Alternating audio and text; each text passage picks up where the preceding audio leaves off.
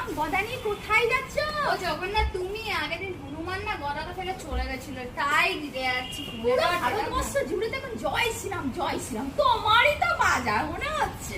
আর বলুন না, বিজেপি একটা অস্থির করে রেখেছে না, লাগছে অযোধ্যার এমপি বানিয়েই ছাড়বে।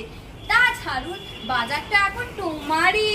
হ্যাঁ তা বলতে পারো, উড়িষ্যাতে তো এমপি হয়েই আছে। আর তৃণমূল যে টানাটানি করছে, দীঘাতে মনে হচ্ছে এমএলএ করিয়েই ছাড়ে। তা বৃষ্টি আসবে মনে হচ্ছে। চলো বাড়ি ছাড়ে, তুমি আবার কোথায় যাচ্ছ?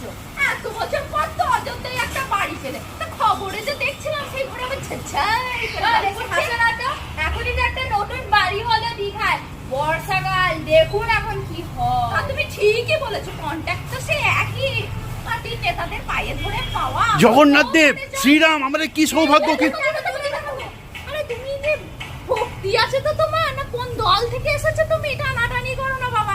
আগের বারে পুরীতে আমার বলরাম দাদাকে ফেলে দিয়েছিল।